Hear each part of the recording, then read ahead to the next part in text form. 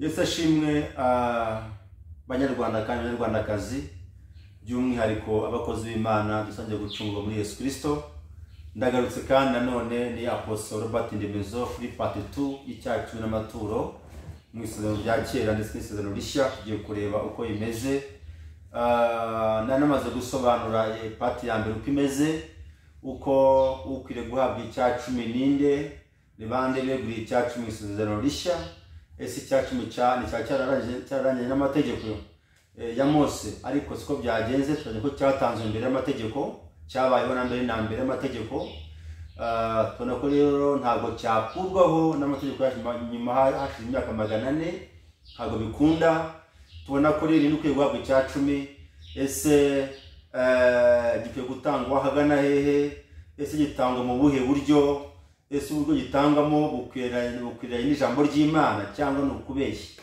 Twagiye tubisobanura rero yuko uburyo kigomba gutangwamo no kigomba gutangirwa ko atari ishano y'umukristo kugenzurwa atangamo icyacu, n'abashumba nabo batanga icyacu nabo bagita. Nta muntu n'umwe udatanga icyacu mu by'Imana iguhaye byose.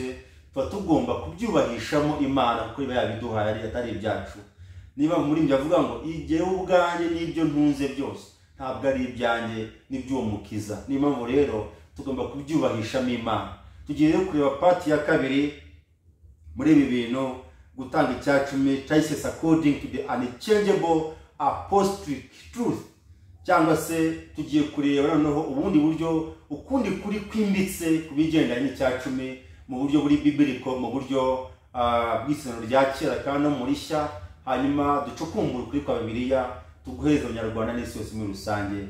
Tukatuje dusenga Imana. Rero muri kumwe na Robert Ndemezo, ndiye intumwa, nkaba nkuko nababwiye nk'abandi umushumba w'itorero Gurukuri cyangwa se amatorero ya Gurukuri, Ntugurane True Evangelical Churches. Tugira ministry yitwa By the Truth Ministries, By the Truth Ministries, ariyo navuga ko yamaze kujya byaye itorero bita True Evangelical Church. Rero ni Gurukuri Ntuguranure. Nawe byo mubwira ntubitakaze, ubigure kandi ubikomeze. Impamvu mubwirize ya magambo cyangwa se ijambo ry'Imana gutya nuko nanjye ndi umwe mu bashumba bagenzi banjye, kandi ntabwo ndwanya ukuri, ahubwo nshimye kugira ngo ukuri musigasire kandi murinde mu isi nk'uko iyo mission nayihawe. Dusenga Imana rero. Nyakubahwa Data wa twese uri mu ijuru, mu izina rya Yesu Kristo, ndagushimiye ko unyemereye ko nkomeza part ya kabiri kugira ngo isi yose muri rusange abumva Ikinyarwanda babashe kumva inyigisho yawe Mwami. Ndasanga amavuta yakomeze ambeho, komeze uhekeze imbaraga z'umwuka zihekeje ijambo rya Kristo rigere mu mitima y'abantu bashe kuyumva no kwisobanukirwa. Ngaho komeze uganze kandi ubane nanjye, kubwa n'ubushobozi n'icyubahiro ari ibyawe none iteka ryose. Amen. Tugiye gusoma mu Balewi Malaki. Yagiye tubaza abantu tuzabisobanura. Ngiseno rya kera mu itangiriraga na hehe gutangirira hehe, bakavuga ngo hera mu mwitangiriro gure kajya mu byayimo gure kagera muri Malaki, ariko ntago ariko ku isezerano rya kera tuzabisobanura mu itandukano rya mu isezerano rya kera. Tuzabivuga ko ari amategeko 10 ya Yesu yahaye Mose ahera kuri Sinai, ariko uyu munsi ntago birangira muri Malaki, ahubwo birangira mu gihe cya Yohana Umubatiza. Niba amategeko n'abahanuzi bijya gute birangirira, ariko uyu munsi tugiye gusoma igitabo cya Malaki kuko icyo gisobanura neza ku cyacu mu gihe cy'amategeko. 3 umurongo waho wa 8 haravuze ngo, mbese umuntu yakwima Imana ibyayo, ariko mwebwe mwarabinyimye, nyamara murabaza muti twakwimye iki? Mwanyimye imigabane ya 1/10 n'amaturo. Ntabwo wakwima Imana ibyayo. Ibyo utunze byose ni iby'Imana. Bavuze ko uri umushyitsi kune butunze, uri umushyitsi ku isaha yanitse mu nzu, uri umushyitsi ku modoka utunze, uri umushyitsi ku bintu byose mu rugo rwawe. Ubanze umenye ko uri umushyitsi, kuko ibyiza bisiga byose si ibyawe. Byubahishe n'Imana, n'impamvu yabiguhaye. Mwikimye Imana imigabane ya 1/10. Imana turengere cyane. Turasoma kandi no mu rwa kabiri rw'Abakorinto 8, urwa kabiri rw'Abakorinto 8 murongo wa 9. Urwa kabiri rw'Abakorinto igice cya 8 murongo wa 9 aravuze ngo kuko muzi ubuntu bw'Umwami wacu Yesu Kristo uko yari umutunzi maze agahinduka umukene ku bwanyu kugira ngo ubukene bwe bubatungishe. Sifa kwa Mungu. Kugira ngo ubukene bwe bubatungishe. Imirongo yombi rero kuki ari ngombwa gutanga imigabane ya 1/10 n'amaturo? No kugira ngo ushyigikire umurimo w'Imana ku isi. No kugira ngo supporting ivuga butumwa ku isi. No kugira ngo supporting mission, evangelical mission igere ku isi hose. No kugira ngo supporting training y'abakozi b'Imana ni seminars. No kugira ngo supporting iyo ni imirimo. Imana yamagaye abantu, hari abihamagara kugira ngo batange ubugingo bwabo bw'ubutumwa bwiza. Hari n'abihamagara kugira ngo batange ibyabo basupporting ubutumwa bwiza, basupportinga abakozi b'Imana bitangiye gupfira no kwamamaza ubutumwa bwiza bw'ubwami bw'Imana. Imana ishimwe cyane. Uko ni ukuri rero ugomba kumva ukuri rero uko batura. Tugiye kureba ese kuki dutanga icyacu? Kuki intambara ziri mu matorero ngo icyacu n'amatorero ntabwo bikwiriye gutangwa? Tekereza ibintu Imana imaze gutangaho nawe ubwawe. Tekereza ibintu Imana imaze kugukorera wa mugabo ukiri kuva mu bwana bwawe. Tekereza ibintu wa mudamu Imana imaze kugukorera. Warabuze umugabo none umunsi wabonye umugabo. Warabuze urubyaro none umunsi warabyaye. Waneye kwiga none umunsi warize waranje kaminuza warize. Niki Imana itakoze mwene data? Kuki uta supporting ubwami bwawe? Kuki uta supporting imirimo yayo? Ntabwo kujya mu nda y'abantu, no. Sugushe mu nda z'abashumba. Supporting umuvuga butumwa. Supporting evangelization. Supporting mission ku isi. Supporting uyu munsi wa none hari ibice biri ku isi bitaragera mu butumwa bwiza kuko nta means of transport. Nta means of welfare. Abakozi Imana bagiye bagomba gutungwa, bagomba kurya, bagomba kubaho, bagomba kwambara. Hari abantu Imana ashyize mu mirimo yayo bitangiye umurimo badafite akazi. Simbuza afite akazi ko muri iyi minsi none kandi hari abantu bigira abapasiteri batahamagawe n'Imana bagamije indamu, bagamije inyungu, bagamije ubutunzi no kwambara no gukira vuba. Nta nshingano ataba mu nzu mu rusengero full time.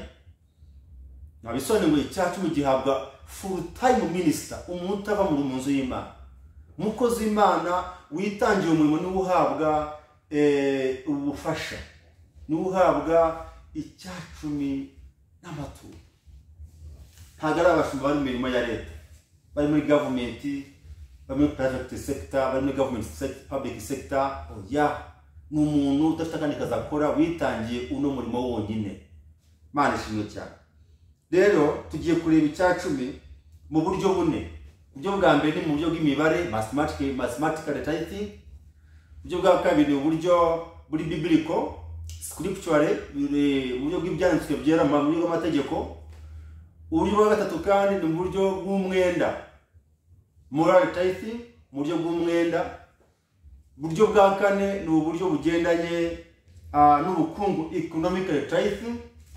Uburyo bwa gatanu uburyo bw'umwuka, spiritual typing. Tugiye kureba noneho rero mu buryo bw'imibare. Muri Bibiliya ya Kigiriki no mu Bibiliya ya Giheburayo tugiye kureba mu buryo bw'imibare icyo bavuga. Itangiriro 25:22, itangiriro 25:22 mu buryo bw'imibare. Icyacumi bivuze te mu buryo bw'imibare mathematical bivuga icyacumi, bo bivuga te. Rero tugiye kureba itangiriro 25 umurongo wa 22. 25 umurongo wa 22 havuze ngo iki rero? Abana bakiranira mu nda ye arabaza ati ubwo imeze bityo ibi imbere hiki? Aragenda ajya kubaza Uwiteka. Uwiteka bivuze ngo kinigihe Rebeka umugore wa Isaka abana be bagira gute basimbagukira mu nda ye bari impanga yari Esau na Yakobo. Yari Rebeka urabizi ko yamaze imyaka 20 ngira ngo atarabyara arengumba, abyara ku myaka 20 abana Isaka batabyara. Rero aba bana be bari imfura ariko bari impanga. Tugiye kureba undi murongo wa kabiri ukurikiyeho nanone tureba Abalewi 24:30. Mujye mu bimeze mu butaka byose naho yaba imyaka cyangwa imbuto z'ibiti kimwe mu 10 cy'Uwiteka, ni icyera cy'Uwiteka. Mwumva ko ni icyera cy'Uwiteka. Excuse me. Hari abantu rero usanga akakibona akakiguza kabanza kugikoresha business ze. Ndango tangarize ko umunsi wagarutse mu nzu y'Imana ugiye kugitanga ubutaha uzongeraho 1/5 cy'icyo wibye, kuko n'ubujura. Ubwo n'ubujura n'ubuteka mutwe ni escroque. Igihe ukigujije menya kuzongeraho 1/5 cy'icyo wigujije, kuko umurimo w'Imana wahagaze ku bwawe. Ntabwo ari byo rero, ntabwo bikwiriye kubaho. Simvuze ngo mubyinzanire, no mwitoro nshumye. Ntabwo ndi umuntu ugendera ku 10 n'amaturo ngo abari w'inshi umutima n'ibitekerezo. No, hari uko Imana yaremye ubuzima umuntu kugira ngo abashe kuvuga ubutumwa bwiza. Si icyo mvuga ni ukuri ko kitavuyeho, mugomba kugitanga kugira ngo gisupportinge imirimo y'Imana yose. Rero ahangaha batoka yuko igihe usaruye imyaka iyambere ukuro ni y'Uwiteka. Igihe ufite amatungo uburiza bwose bwari ubw'Uwiteka. N'ikimara cyahozeho mbere. Reka mbasubire muri Bibiliya y'Icyongereza mu Balewi mwumve ko nkavuga mu Balewi 22. Muri commentaire yaravuga ngo tithing did not begin with Moses. Munagi cyacumi cyatangiranye nande na Moses. Odero cyangwa amategeko. Iyo duvuze Mose tuvuze amategeko buriya. The first mention of tithing refers to Abraham. Bugambe tugisanga Abraham ageze Melchizedek. Twabibona. As well Jacob vowed the 10th to the Lord. Tunako Yakobo nawe yacemereye Imana. Although included in the Mosaic institution, the fact is this: tithing preceded the law, and it continues into this hour. Tithing is the 10th, ni chachum, for that's what the word means, and fell into the same category as the firstborn. It's like a firstborn. It's like a firstborn. Kuko umwana w'imfura yerezwa Uwiteka cyangwa se matongo y'inyamaswa uburiza ukeza Uwiteka n'uyu munsi. It's like a firstborn. Kubyimana guhaye byose nta turakora cyose ntituhereza ibyaha, tanga ibyaha. Nicyo bishatse kuvuga mw'abantu mu buryo buri mathematical way cyangwa se mu buryo bw'imibare, nicyo bishatse kuvuga. Ubundi buryo rero Bibiliya y'Icyongereza magishizanga kugira ngo tuje kuyifashisha. Ubundi buryo turareba mu buryo bundi bugendanye aho ngo byari mu byanditswe. Tugiye kureba rero mu byari mu mibare, tugiye kureba mu byanditswe byera uko bikwiriye kugenda. Mu buryo buri biblical way, biblical verses. Tugiye kureba scripturally uko Bibiliya bivuga mu bigendanye n'iki n'ijambo ry'Imana. Muri buryo buri biblical. Turasoma Gutegeka kwa 2 murongo igice cya 12. Gutegeka kwa 2 12. Gutegeka kwa 2 12 umurongo waho wa 6. 12 umurongo wa 6 aravuze ngo kandi azaba aribwo ajyanamo ibitambo byanyu byo koswa n'ibitambo byanyu bindi na kimwe mu 10 cyose muzatanga n'amaturo yerezwa muzatura, nibyo muzahiguza imihigo, nibyo muzaturishwa n'imitima ikunze n'uburiza bw'amashyo yanyu n'ubw'imikumbi yanyu. Numva n'uburiza bw'amashyo yanyu n'imikumbi yanyu byari batagaye cyacu. hanyuma twongeye dusome kandi muri 14:22 n'ubundi aho ngaho 14:22 gutegeka kwa kabiri. Ntuzabe gutanga kimwe mu 10 cy'imyaka yose iva mu mbuto wabibye, iyo mirima yawe izera uko umwaka utashye. Imana ishimwe cyane. Bene data, aha ni mu buryo bw'amategeko bwa Mose barakwereka yuko uburyo icya 10 gitangwa. Hari ibya 14 ntabwo ngiye kubyinjira kuko byose biri muri kategori. Byose byari mu kubahisha Imana, byose byari kugira ngo Abalewi babashe kubaho. Nta yindi mirimo bakoraga, bari baritangiye imirimo, nta kandi kazi bagiraga. Icyakora uyu munsi niba ufite akazi kaburyo n'icya 10 ni ikibazo, ahubwo reka ayo mafaranga atangwa ashyikire umurimo w'Imana awukore, ariko wowe we kubijyamo. Keretse umuntu witangiye umurimo udafite kandi kazi akora, niwe icya 10 gikwiriye kujya gute kujyamo. Aha rero ni mu buryo bw'ikigo amategeko. Tunyuko amategeko none ya Mose nayo yaje agishimangira. Cyabayeho mbere, Imana iracyemera, mu gihe cy'amategeko nanone Mose agishimangira. Amen. Kiranakomeze rero tugiye kureba mu isezerano rishya uko bikwiye kugenda, uko bimeze. Imana ishimwe cyane. Turasoma kandi mu buryo bw'umwenda. Bisobanura ngo iyo utagitanze uba uri mu mwenda, uba uri mu mwenda, uba uri mu mwenda. Turasoma Maraki, turasoma Maraki cyaho 3:8. Maraki 3:8 haravuze ngo mbese umuntu yakwima Imana ibyaha, ariko mwebwe mwanyimye, nyamara mwarabinyimye, nyamara murabaza muti twakwimye iki? Mwanyimye imigabane ya 1/10 n'amaturo. Aho ni mu buryo buri mu mwenda, kuko twimye Imana ibyayo turi mu mwenda n'ubujura. Byitwa robin, twarobinze ibyayo, twanyaze ibyayo, ntacyo kwiguza gihari. Niyo mpamvu myinshi ifunze. Icya 10 gihesha umugisha, ntabwo umuntu yaguka.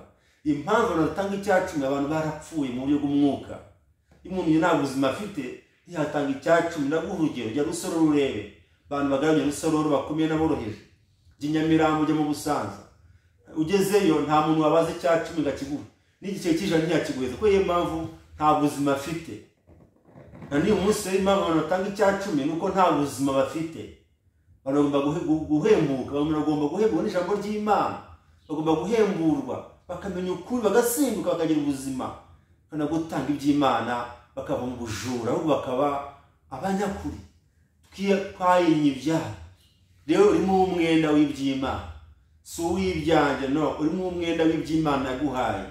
Imana igufashe, Imana ikugirire neza. Tugiye kureba kandi ni ubuhe buryo gikwiriye gutangamo rero mu isezerano rishya. Matayo 23, Matayo 23:23 haravuga ngo iki rero? Mwebwe banditsi n'abafarisayo mwandyarya mwe, muzabona ishyano, kuko mutanga 10 cy'isogi na nisi na kumino, mukirengagiza amagambo akomeye yo mu mategeko, ariyo kutabera n'imbabazi no kwizera. Ibyo mwe mukwiye kubikora, na bya bindi nimubireke. Arabyumva? Ibyo mwari mukwiriye kubikora, na bya bindi nimubireke. Aha rero nifuza umuntu uvuga ngo cyavuye mu isezerano rishya arimo arabeshya. Mbibutse ko amagambo Yesu yavuze afite agaciro kuko y'abantu bavuze. Mu isezerano rishya muri Matayo ahangaha, muri Matayo hano naho ni mu rya kera, ko Yesu yavukiye mu isezerano rya kera turabizi twese. Ariko murumva ko noneho yarimo gutegura uko icya 10 noneho cyazatangwa nyuma y'umusaraba. Ni gute rero? Mu gihe cya kera bagitanga badakiranuka, bagitanga nta mbabazi bafite, bagitanga nta kwizera Imana mu by'ukuri bari bafite. Imana turengere cyane. Nta mbabazi, nta kwizera, urumva, nta kutabera. Ntibagiraga ukuri, bagitanganaga kutabera, bagitanganaga tagira imbabazi, nta no kwizera. Noneho kikabaza ari kizira imbere y'Imana, Imana ikishimira. Mu isezerano rishya n'ikere cyahindura imitangirwe yacu. Ugomba kugitanga ariko ukiranuka, ugomba kugitanga ariko ufite imbabazi, ugomba kugitanga ufite ukuri muri wowe, kugira ngo cyo kugirwaho iki umugayo. Niyo mpamvu Yesu yavuze ngo niba ugiye gutanga igitambo cyawe cyangwa se ituro ryawe, umuntu wese akari mu mwajyanye ikibazo maze mwikiranure utajyaho umugayo ugenda ituro ryawe. Bivuze ngo gutanga icyacu n'amaturo ariko uri umunyangeso mbi no guhereza imbwa amadolari, ko guhereza amadolari imbwa ntacyo bivuze, ntacyo biri cyo. Rero iyo ni imikorere yahinduye, ariko inyito yacyo ntabwo yayihinduye ngo na bya bindi ntimubireke. Wumva, ariko na bya bindi ntimubireke. Kubera iyo mpamvu yavuze amagambo nuko ariyo nzira Imana yashyizeho isapotinga umurimo wayo mu bantu, mu by'Imana yabahaye. Imana ishimwe cyane. Aha ni uburyo bw'umwenda rero. Iyo utabikoze rero mu buryo bukwiriye, uri mu mwenda wo gukosora uko wabikoraga, ukabitanga neza nk'uko bikwiriye. Iyo utabitanga nabwo uba uriho ubujuru, uri mu mwenda wo kwima Imana ibyayo, nayo izakwima umugisha kandi niwo bizababaza, bizakubabaza cyane. Tugiye mu bita economically tithing. Kuno kwinda bazaniye ni ukuri kwimbitse kwa Bibiliya. Mu buryo buri economically we yo gutanga icya 10 ni uburyo bwa investment. Utanga icya 10 urimo kwinvestisa mu Mana, ubika mu Mana, ni income zawe ziba ziri mu bubiko bw'Imana.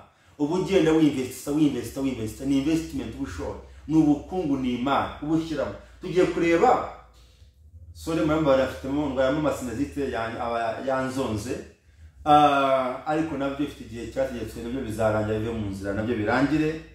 Uyu munsi rero tugiye kureba mu buryo bw'ubukungu. Ese umuntu atanga icya 10 ni gute abagwiza ubukungu bwe cyangwa se abagwiza imari ahantu hategerwa, ahantu hatavogerwa mu bwami bw'Imana? Ni gute umuntu yinvestinga mu bwami? Bigenda gute? Tugiye kureba noneho mu gitanga uburyo kimunikira ubukungu ndetse n'imari ku buzima bwe mu gihe cya none no mu gihe kizaza, akazaga ubugingo buhoraho. Tugiye gusoma Matayo 6 umurongo waho wa 20. Matayo 6 umurongo waho wa 20. Turasoma ahubwo mwibikira ubutunzi mu ijuru, aho inyenzi n'ingese zitaburya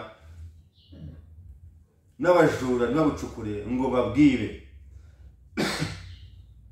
Ka butunzi bwawe buri ariho n'umutima wawe uzaba. Mwumva ko mwibikira ubutunzi bwawe aho ingese n'inyenzi zitagera.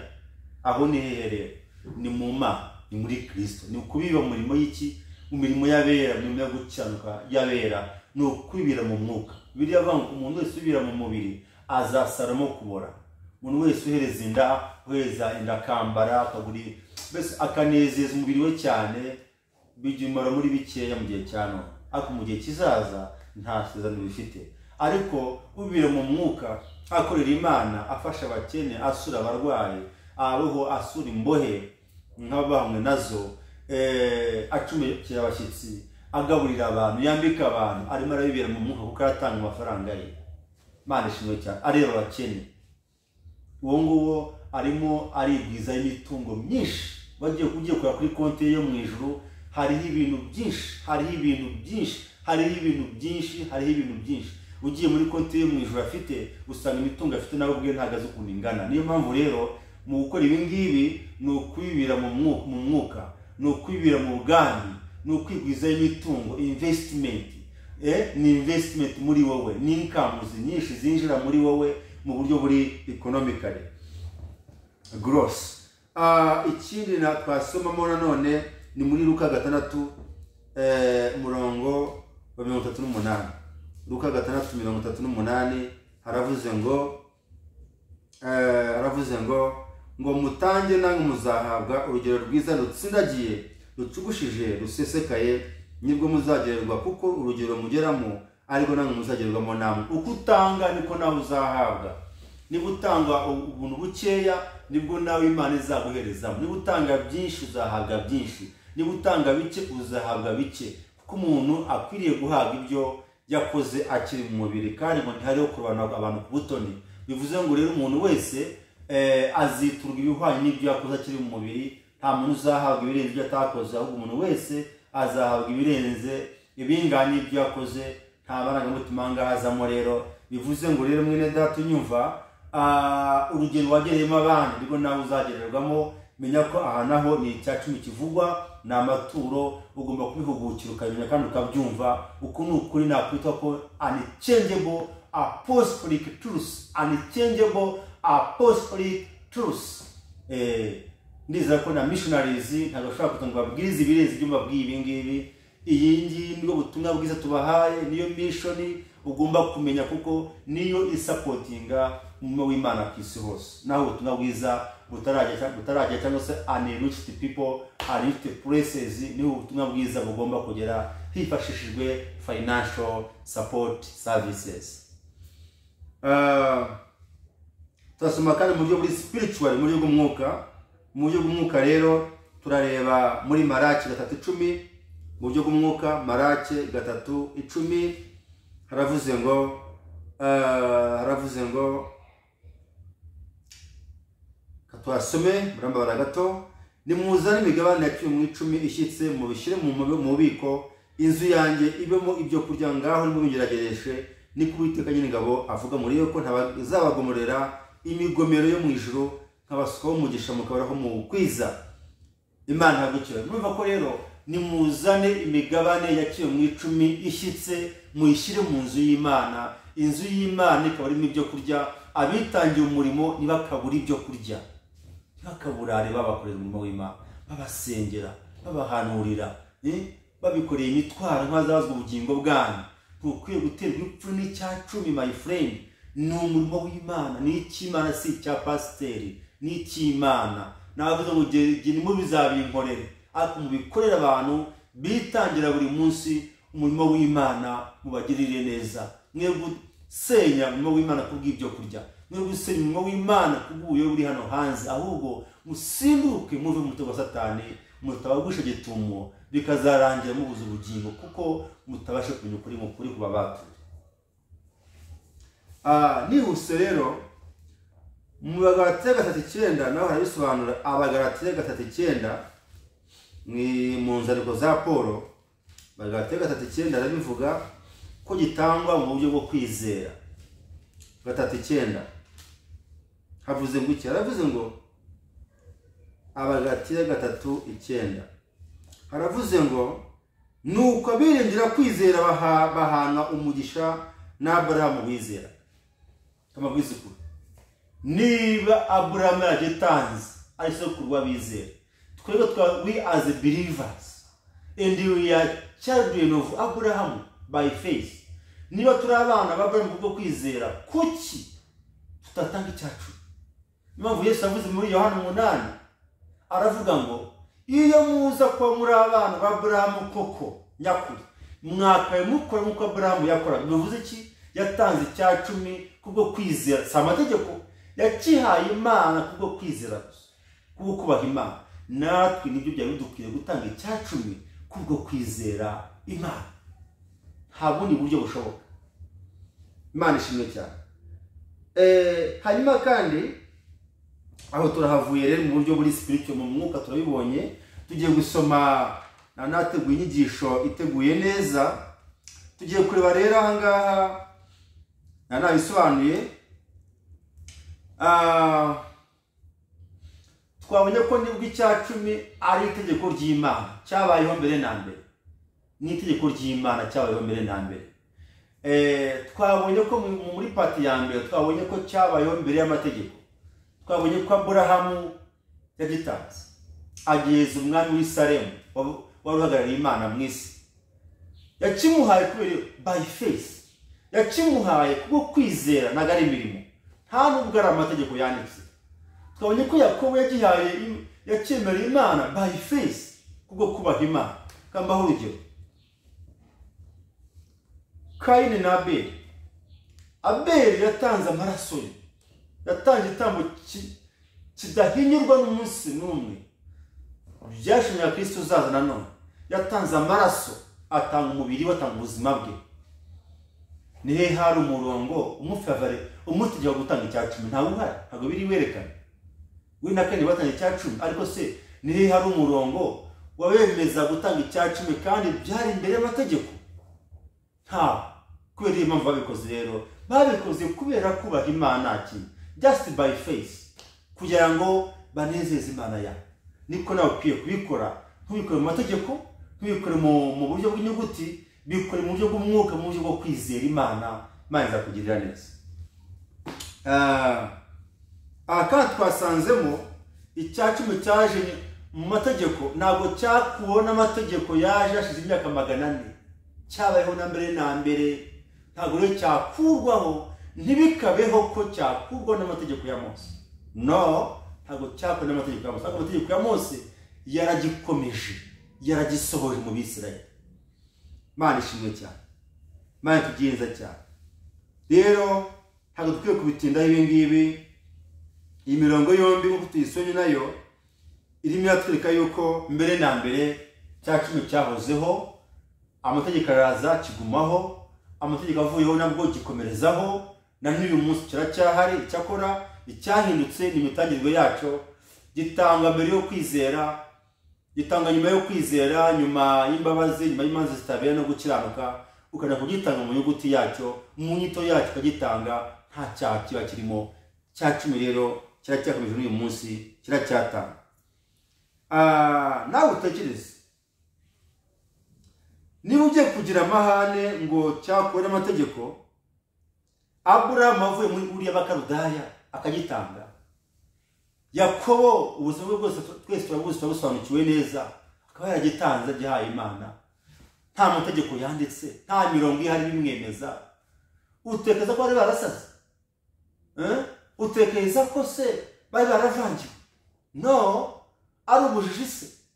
Ni ukubaha Imana byatumye bagitanga, babitanze by faith, kubwo kwizera Imana yabo. Cyo cyatumye batanga icyacumi bagiha Imana y'abakunda. Imana turengere cyane rero, kandi tugirire neza. Tugiye kureba rero, tugiye kureba mu isezerano rya kera uko bimeze. Abalewi 5:14, Abalewi 5 cyangwa se Abalewi 27 umurongo wa mbere. Abalewi 27 umurongo wa mbere havuze ngo iki rero? Uwiteka abwira Mose ati, bwira Abisirayeli uti, umuntu ntahigura umuhigo niba ari uwo guhonga abantu, bazaba Uwiteka bacunguza igiciro uzacira umugabo uhereye ku myaka 20 avutse akageza ku myaka 60, ujye umucira ishekeli z'ifeza 50 zigezwe ku yahera. Urumva ko no mu Balewi bari baraceguriwe rwose hasi matungo.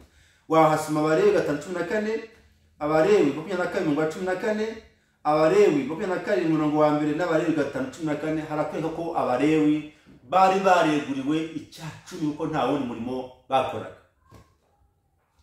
Bari abantu bavagamo abatambyi Imana yatoranyije. Mbibutse yuko bari bareguriwe ubwo buturo bwose bwera. Bari bareguriwe umurimo ku gicaniro, umurimo wo mu nzu y'Imana. Bari bareguriwe umurimo w'iki? Wo mu buturo bwera. Nta kandi kazi bagiraga. N'uyu munsi rero nubwo ubutambyi bwahindutse, ariko haracyari abantu Imana yahaye uyu murimo kubwo kuwukunda. Bawitangiye, baracyari n'inzogo ziracyahari. Nubwo umutambyi mukuru ari Yesu Kristo, mu buryo ari umutambyi w'iteka ryose dusabiriye ku buryo bw'Imana mu ijuru, ari uburyo bwa Se, ariko natwe turabatambye mu bwami bw'Imana hano ku isi. Abantu bitangiye umurimo bose bagomba kuwukora batagononwa, badafite ikibazo icyo ari cyo cyose. Reka twinjire mu isezerano rishya. Turasoma, nahasomye Matayo 23. Biragaragara yuko na Yesu yabyemeje mu isezerano rishya ubwo Abayuda bayitangaga, Abafarisayo baragitanze. Twabonye muri Matayo 23 twabonye ko yavuze ngo mwafarisayo mwanjarya mwe mutanga kimwe mu icumi n'amaturo, ariko mukingagiza iby'ingenzi byo mu mategeko akomeye, ari byo kwizera, ari byo imbabazi, ari byo guca imanza zitabera. Ngibyo mwari mukwiye kubanza kubikora, na bya bindi mubyibagirwe. Ni ukuvuga ngo rero yaravuze ngo mu isezerano rishya ni ukuhe? Ni ugutanga icyacumi no kubanje kwizera, ufite imbabazi, ufite ukuri muri wowe, noneho kikaza igitambo kizima gituma cyemerwa imbere y'amaso y'Imana. Cyo Yesu yakoze aha rero muri Matayo 23 yahinduye imitangire yacyo, ariko inyito ntabwo yigeze igira gute, ntabwo yigeze ihindurwa. Imana ibaho umugisha. Hanyuma rero Abakorinto ba mbere 12:3, Abakorinto ba mbere 12:3 haravuga iki? Abakorinto ba mbere 12:3 haravuze ngo ariko nimwifuze cyane impano ziruta izindi, nyamara dore ndabereka inzira irushaho kuba nziza. Iyi nzira ni iyihe rero? Gutanga icyacumi ni urukundo, ndetse n'ubwa mbere bw'Abakorinto 13 mirongo yose ivuga ku rukundo rw'Imana. Bivuze ngo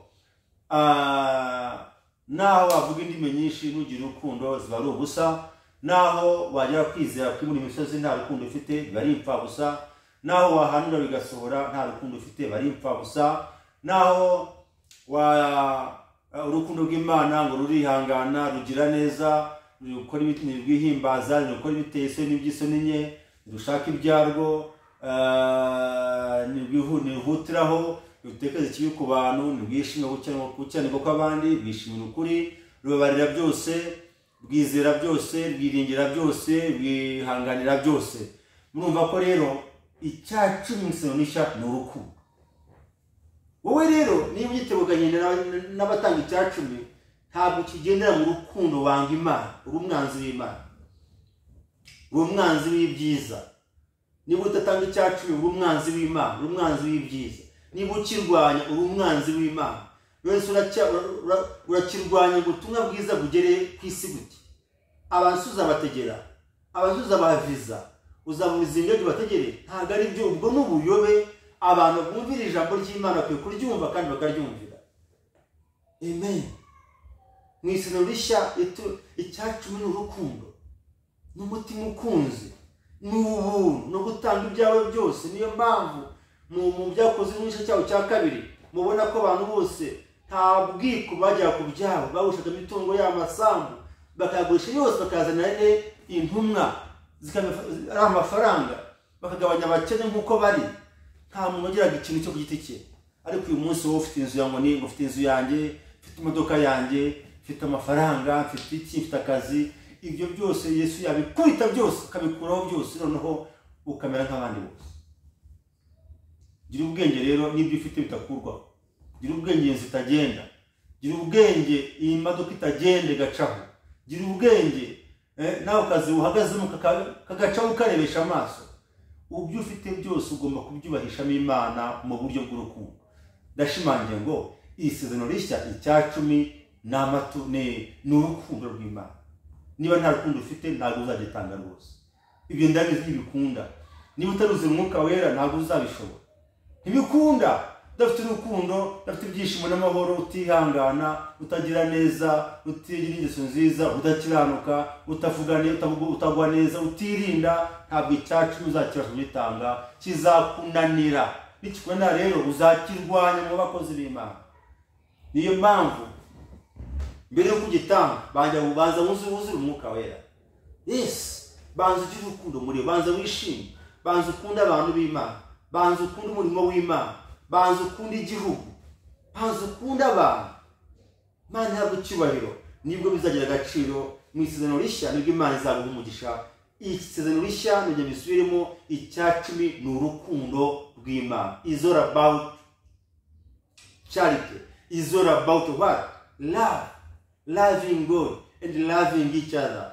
Ni ugukunda Imana no gukunda abantu bayo nk'uko wikunda. Nicyo bivuze gutanga icyacumi, kuko ni itegeko ry'umwami. Bivuze iki? Ni itegeko ry'iki? Ry'urukundo.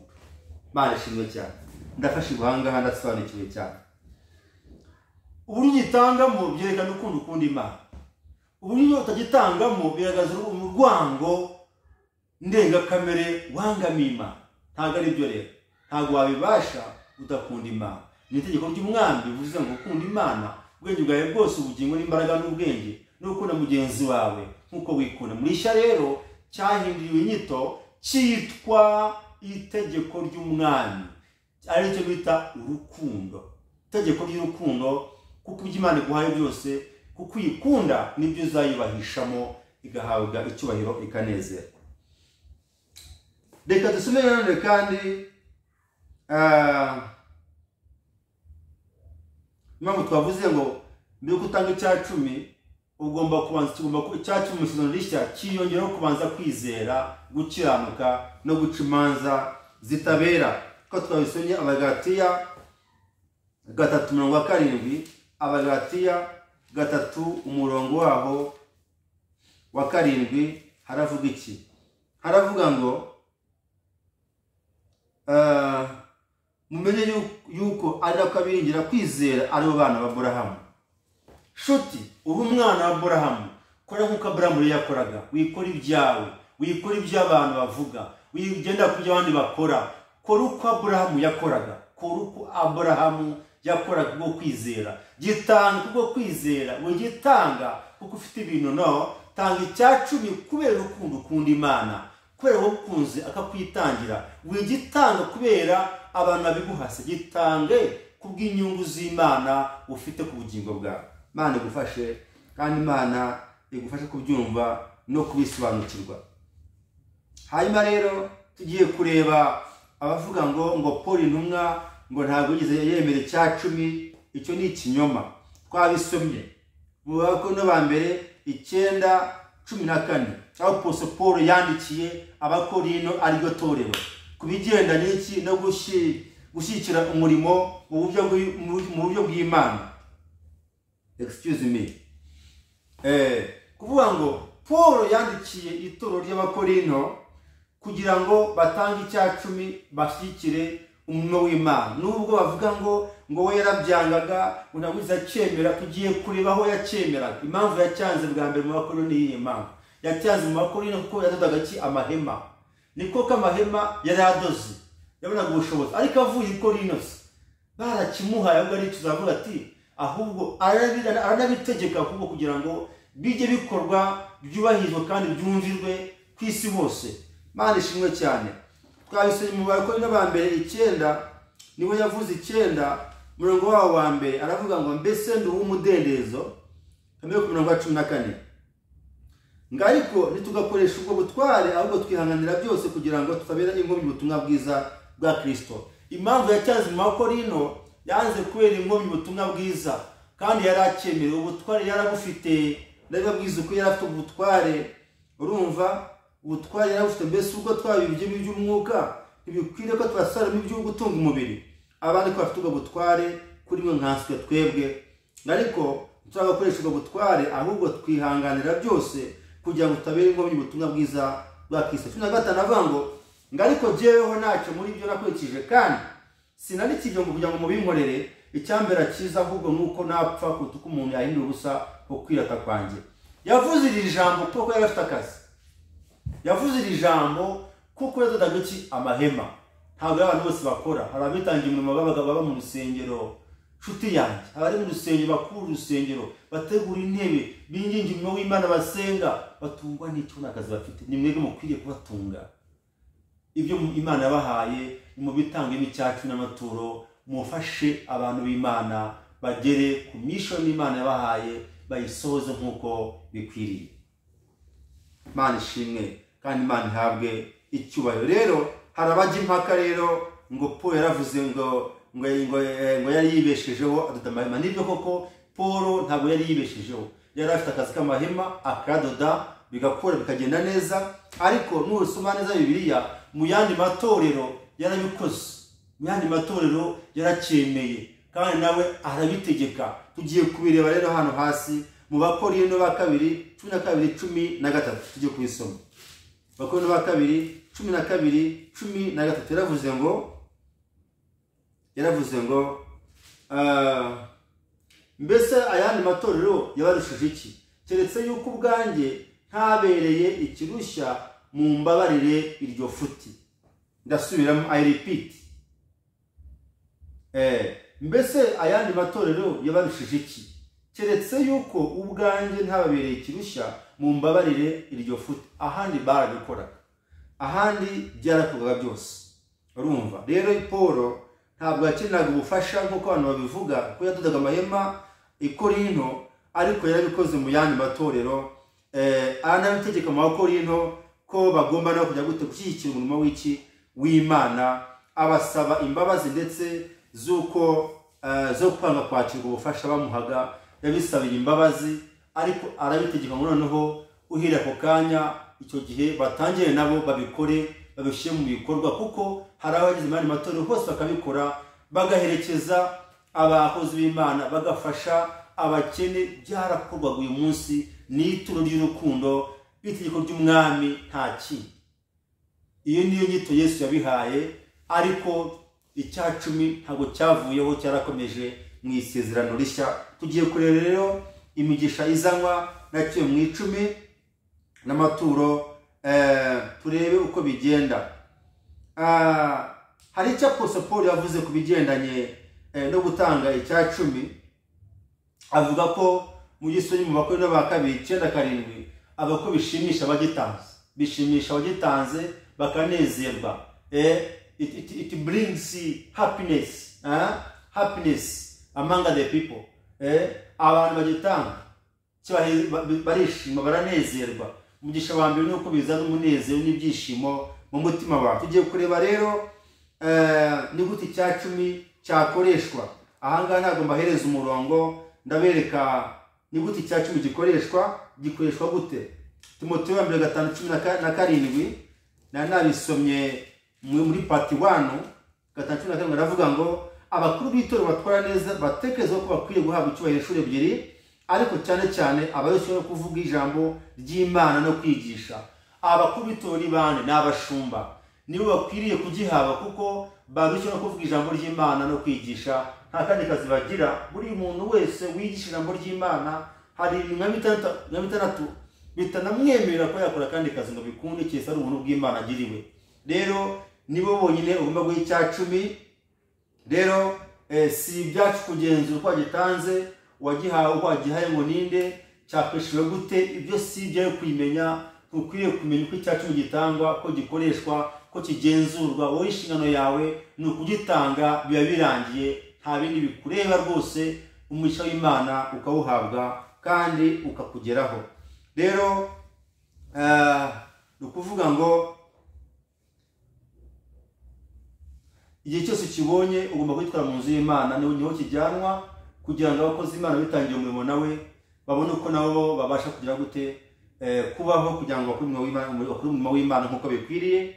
Turasoma kandi mu Cyongereza, where should I pay my tithes? Nihe ngomba gutanga icya cumi. Twabisobanuye, ni mu rusengero. Umukozi w'Imana ubishinzwe ujya ku rusengero muri envelope, ukajya umukozi w'Imana ubishinzwe akakigeza aho ugomba kukigeza, wowe ukitahira, akagusabira umugisha ukitahira. Ko ku rusengero hari abakozi b'Imana bakira icya cumi, uragitanga mu ibasha yawe, ukarambikwaho ibiganza ukitahira. Wowe imbere y'Imana ubisohoje, urubanza rwose rwabaho rwaba hagati y'imikoresheje yacyo, yaba iri hagati y'ucyakiriye n'Imana ye. Ibindi ntabwo bitureba. Imana idufashe kandi Imana itugirire neza. Twabonye ko rero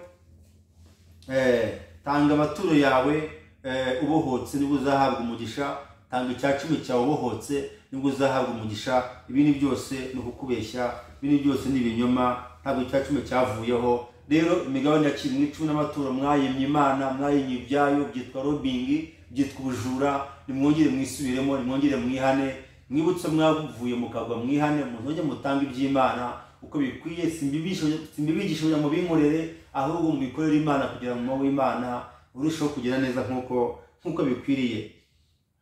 Rero nuko byiza ko inzu y'Imana itabaramo ibyo kurya, kandi n'abakozi b'Imana bagakora Imana nk'uko bikwiye. Ni byiza ko ukwiye kwigenzura, ukaraka ibyo ukora ari ukuri, ukaraka ibyo ukora bikwiriye.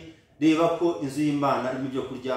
Abitangiye umurimo w'ubutambyi cyangwa se gukora iby'Imana mu rusengero ndetse no mu nzu y'Imana, babashe kwambara, babashe kurya, babashe kubaho, abana babo bajye ku mashuri, nibwo Imana izaba umugisha. Wowe Imana bahaye umugisha rero, menya ko ari ngombwa gukora ibi bintu, kuko nutabikora nawe Imana izaza aho uri nk'umujura, ivane igitego cy'amatabaza imbere yawe, umere nk'abandi.